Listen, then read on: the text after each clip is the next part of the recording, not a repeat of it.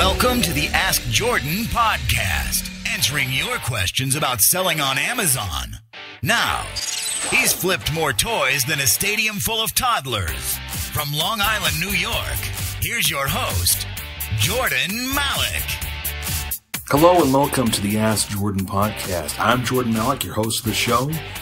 This is our 13th episode, 13th podcast. Thank you so much for listening. You have dozens of options all day of what to listen to, who to listen to, what shows to listen to. You may be driving in your car, selectively choosing your podcast. I am honored that you chose me, and it's showing because we're climbing up the ranks. We're becoming increasingly popular both on iTunes and just on the web itself. So thank you very much. I really do appreciate the fact that you do listen to me. Now, every episode of this show, we answer one question from you, the Amazon seller or the potential Amazon seller, about selling on Amazon. So if you miss any of our other podcasts, please go to askjordan.net and you'll be able to instantly listen or download them there or find them on iTunes.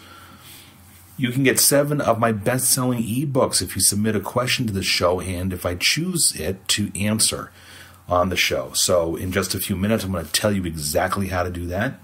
Let's get on to today's question, which is from Jerry. Go ahead, Jerry. Hi, Jordan. My name is Jerry, and my question is there money to be made off of Easter clearance items in the upcoming week? If so, what categories? Or will there be too much price competition? Thank you very much. Jerry, that's a good question. The fact that it's April now, it's almost April 30th. Let me just talk a little bit about chocolate or meltable items. Amazon seller policy prohibits any meltable items, which is presumably, I think, primarily chocolate, white chocolate, any type of chocolate, candied chocolate, in their warehouses. So when in doubt, don't send anything in because they'll either discard it or ship it back to you. That's during the time period of May 1st through, I think it's September 1st. I'm not sure. It is, do a search of Google for it, Amazon seller policy chocolate or Amazon seller policy meltable. So please keep that in mind, that we are going to go over selling candy, etc. But keep that in mind as you move forward. And you make a great point. It is typically very profitable for you to sell candy before, during, and right after the following holidays: Easter, Christmas, and Halloween. Valentine's I haven't had too much luck with, but I haven't really asserted myself too much. But let me tell you what we're doing now. Easter was just about 4 days ago or so, 5 days ago. And my wife and I, or really my wife, has been out scouting for discounted Easter candy. So if you do buy discounted candy after any holiday, 2 things you should look for is, first, the discount should be at least 50% off the store price, or the retail price, at least 50%, ideally 70% or more off. That's the first thing to look for. And the second thing to look for is that every seller is going to be doing the same thing. Not every seller, that's not true. Many sellers are going to be doing the same thing as you, but most sellers, like in any other category, they're going to be going after the popular stuff. So for Easter, it might be the Reese's egg-shaped peanut butter candies. Okay. Now remember, you can sell chocolate this time of year. You got to fulfill it from home or wherever your warehouse is. So keep that in mind. If you're shipping from Massachusetts and it's going to Arizona, that's having 100-degree days, you got to be, think about that for a minute, because you're selling meltable items. Meltable, meaning that they can melt. You don't want to tick off end customer. One thing that I'll do when I sell candy, by the way, and then we'll get back on the what to look for, I will stick a note. If I have a feeling the weather's going to be unusually warm, I'll stick a note in the box that says, as soon as you get this, please put it in the freezer for your best enjoyment for 30 minutes or whatever. That is, if the item is meltable like chocolate. So you have to think of those things. If you're going to be selling, I don't think you can restrict the region You can't say to Amazon, I only want to sell merchant fulfilled items in the Northeast. If you're in Massachusetts, you can't do that. So you got to just think of that. I've had other sellers that went so far as they pack ice and they ship stuff in 2 day. They'll make sure it's a product that they're going to profit from, and they'll price it at such. And then their seller description will say packed with ice. I think it's dry ice they're shipping it with to keep it cold. So you got to think of those things. But remember, there's other holidays during the year. The other really Christmas and Halloween that are it's usually melting is not a problem. And of course, during those seasons, you can sell via FBA because they lifted the restriction for meltable candy. So getting back to what to look for. So if everybody is looking for many of the popular, let me rephrase that. Many sellers are going to jump on the bandwagon when they find discounted candy, and they instantly grab the stuff that's the most popular.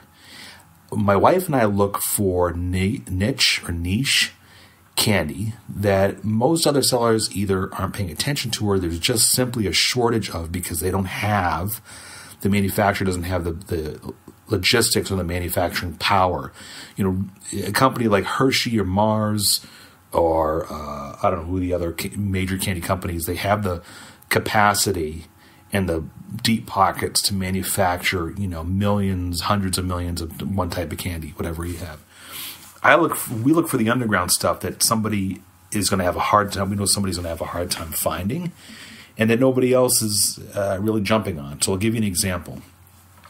Stop and Shop, I think, is at this stage probably a nationwide chain, and my wife found, because there is a large Jewish community here on Long Island, my wife found bags of Savion, S-A-V-I-O-N, toasted coconut covered marshmallows, which I guess is a Passover.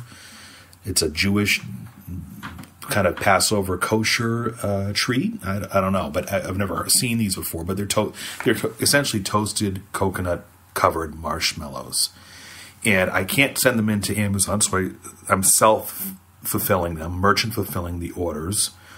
They're being sold on Amazon in a bundle of 6 bags. We paid 75 cents per bag because they were clearance priced after Easter at Stop and Shop. We bought them all. There wasn't many left. There's 18 bags left, enough to make 3 bundles. So the out-of-pocket cost for us to bundle it, 6 bags, was between $4 and $5, right? Let's just say $5.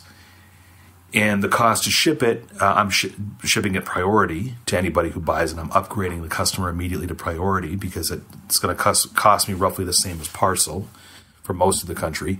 So I'm upgrading them to priority, and the priority shipping is going to cost me about $5.60. So the product plus the shipping is going to cost me about $11. And I just sold a bundle for, I think, $30 plus shipping on Amazon. Remember, Amazon sets your merchant fulfilled shipping prices for most merchants. And I think my total price was $29.99 plus $5.99 shipping. So I've already made a profit of $10 to $15 for that single bundle of coconut-covered marshmallows that I paid $4.20 for. So, and of course, Amazon takes their fees out. They're not as bad as FBA fees. But my total profit is something between, I don't know, somewhere around $15 just for that one bundle of candy. So the other things to look for is, again, products that are very unusual. Sugar-free candies, for instance, are hard for people to find, especially from a major manufacturer that's Easter-oriented. So there might be a sugar-free jelly bean from Russell Stover. I noticed, I think it was Russell Stover has a pectin, P-E-C-T-I-N, jelly bean product that has, I think, real fruit juice in it, and they're completely sold out all across Amazon. I think they come in like little green foil bags, and you can't find them anywhere, and they're completely sold out. So if you found those, you could basically name your price. Dove makes Easter egg-shaped chocolate candy with a coconut cream filling that's priced pretty high for a bundle of 4. So if you're listening to this now, it's probably too late. I would assume many stores have already sold out of their Easter products, but you can be looking for candy year-round because many candy has expiration dates of months ahead of time. So particularly ones that aren't made with any dairy. So, if you have a jelly bean product or a hard candy product, usually the expiration date is a year or two ahead. And if you find those in a liquidation store or like a Big Lots or whatever, you can do very well. Another example is right after Halloween, we found the Halloween bag of Dots. The Dot gumdrops that are sold at movie theaters. They're called Dots. And we got a multi-packs of those that we paid $1.50 for, and I think we sold them for $13.99 a piece. So make sure your expiration date is at least 3 months out. So if you're buying stuff in May, make sure that you at least have an expiration date that's somewhere in August of 2014 or later. And focus on the three major holidays, Halloween, Christmas, and Easter. You can do well buying candy before a couple weeks before the holiday, but the best profits, I think, come from the non-major candies, the underground kind of niche following, cult following candies that you can get for 50 to 70% off after the holiday. So, Jerry, that was a great question. Thank you so much for asking that. Jerry gets 7 of my best-selling ebooks about selling on Amazon and eBay. Their public price, if you bought them, is well over $75. Jerry gets all of them for free because I selected his question. Jerry, please contact me at askjordan.net. Click on the little envelope icon at askjordan.net, askjordan.net. The upper right-hand corner, there's a little envelope icon. Send me an email so I know where to send your free ebooks to. And if you, the listener, if you have a question about selling on Amazon that you'd like answered, go to askjordan.net. Make sure you view the other podcast episodes that are on that page in case your question's already been answered. If not, you can see how to submit your question to askjordan.net or by calling 516-619-online. That's 516-619-6654. If I pick your question to answer, you'll get 7 of my best-selling ebooks. Their total price for everyone else is over $75. And just like Jerry, you get to hear your voice on my podcast. While you're there at askjordan.net, please subscribe to my free newsletter. For Amazon and eBay sellers, there is a ton of free strategies, ideas, what to sell that I email you. And I don't sell your list. I don't send spam. Check it out. Go to askjordan.net. Scroll down near the bottom right-hand corner. You'll see the form to get it. And it's free. So thanks for listening to the askjordan.net podcast. We'll see you again in our next episode.